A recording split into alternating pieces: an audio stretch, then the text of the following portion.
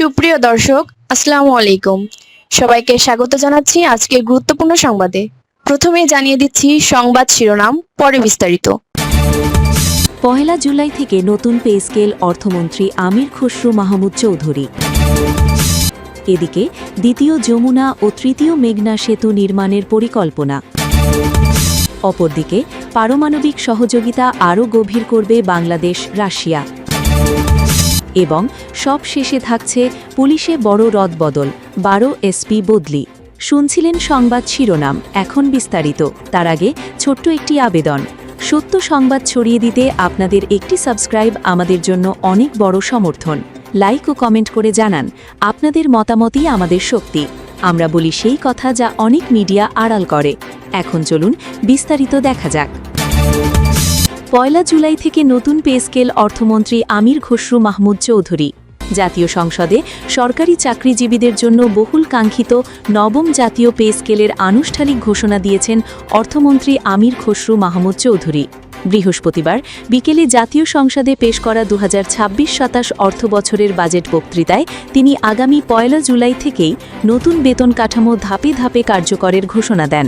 সর্বশেষ 2015 সালে অষ্টম জাতীয় পে স্কেল দেওয়া হয়েছিল। দীর্ঘ প্রায় 11 বছর পর সরকারি চাকরিজীবীরা নতুন স্কেল বা গ্রেড বিন্যাস পাচ্ছেন। নতুন পে স্কেল খাতের জন্য আসন্ন বাজেটে ঠিক কত টাকা এককভাবে বরাদ্দ দেওয়া হচ্ছে সেই বিষয়ে অর্থমন্ত্রীর বক্তব্যে স্পষ্টভাবে কিছু জানানো হয়নি।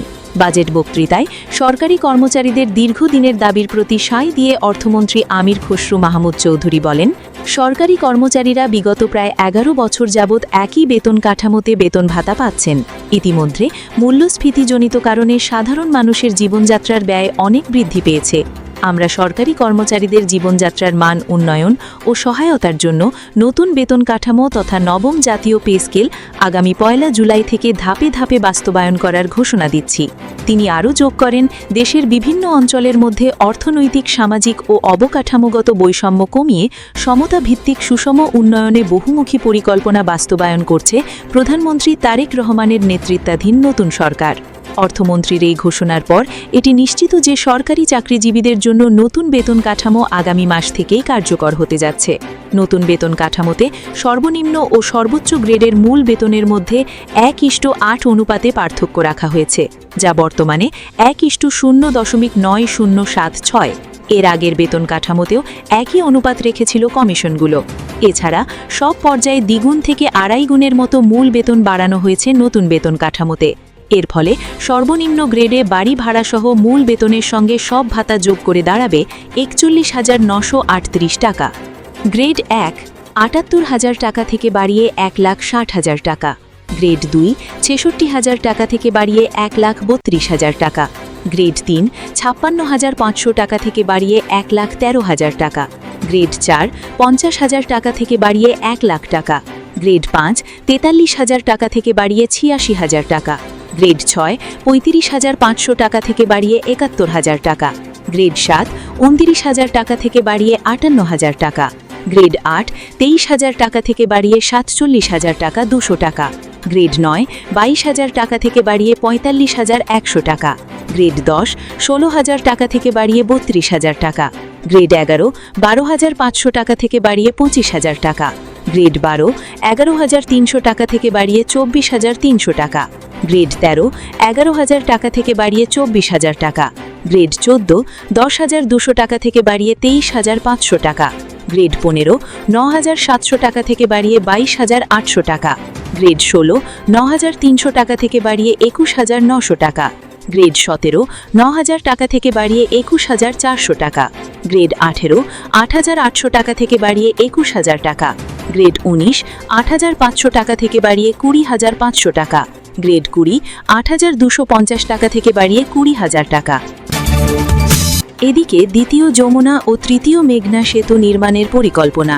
দ্বিতীয় যমুনা সেতু, তৃতীয় মেঘনা সেতু এবং ঢাকা-চট্টগ্রাম এলিভেটেড এক্সপ্রেসওয়ে নির্মাণের পরিকল্পনা সরকার গ্রহণ করেছে বলে জানিয়েছেন অর্থমন্ত্রী আমির খসরু মাহমুদ চৌধুরী। তিনি বলেন, রাজধানীর যানজট নিরসন, সড়ক নিরাপত্তা বৃদ্ধি এবং আধুনিক গণপরিবহন ব্যবস্থা গড়ে তুলতে একাধিক উদ্যোগ নেওয়া হয়েছে। বৃহস্পতিবার বিকেলে জাতীয় সংসদে 2026-27 অর্থ বছরের বাজেট বক্তৃতায় এসব তথ্য জানান আমির খসরু মাহমুদ চৌধুরী। আমির খসরু মাহমুদ চৌধুরী বলেন, মহাসড়ক উন্নয়ন ও গুরুত্বপূর্ণ অর্থনৈতিক করিডর 4 লেনে উন্নীত করার পাশাপাশি সমন্বিত যোগাযোগ কাঠামোর মাধ্যমে একটি মাল্টি মডেল হাব গড়ে তোলার কাজ চলছে। সড়ক নিরাপত্তা জোরদারে 94টি উন্নয়ন প্রকল্প বাস্তবায়ন করা হচ্ছে। দুর্ঘটনা প্রতিরোধে সেফটি সিস্টেম অ্যাপ্রোচ ভিত্তিক বাংলাদেশ সড়ক নিরাপত্তা প্রকল্পের কার্যক্রমও পুনরায় চালু করা হয়েছে বলে জানান তিনি। অর্থমন্ত্রী বলেন, রাজধানীর যানজট নিরসনে রিং রোড ও রেডিয়াল রোড নির্মাণের উদ্যোগ নেওয়া হয়েছে। পাশাপাশি 6টি মেট্রো রেল লাইনের সমন্বয়ে আধুনিক গণপরিবহন নেটওয়ার্ক গড়ে তোলা এবং মেট্রো রেলের সঙ্গে সংযুক্ত মোনোরেল ভিত্তিক ফিডার নেটওয়ার্ক নির্মাণের পরিকল্পনা রয়েছে।